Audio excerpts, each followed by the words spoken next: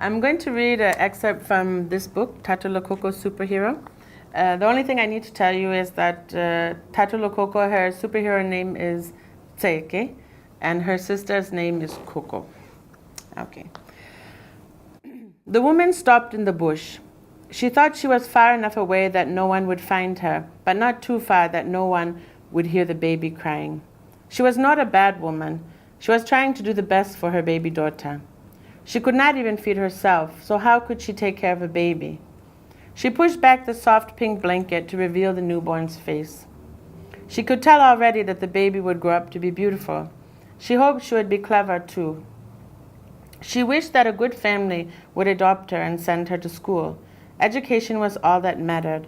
Without it, you have nothing. She knew that all too well.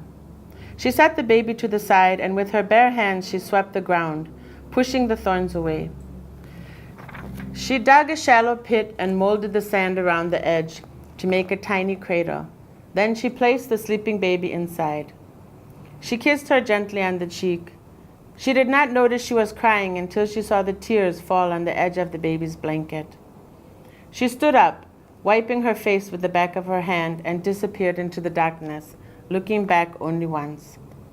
It was cool, but the baby did not notice in her warm blanket cocoon.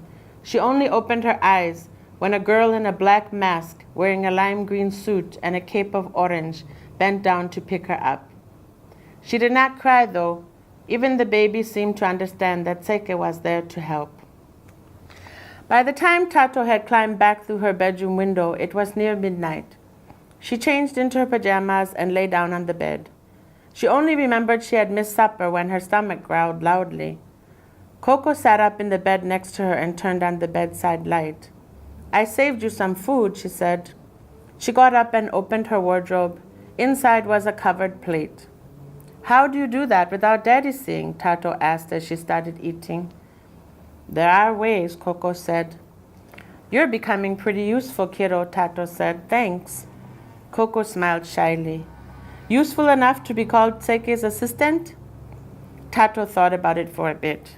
"Yes, I think so. But it will have to be a secret between you and me." Koko climbed back into bed. It was nice to be Tseke's sister, but it was even nicer to be her assistant. Then it was almost like she was helping people too.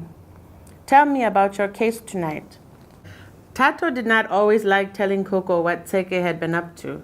Sometimes it was dangerous work, and she did not want Koko to worry.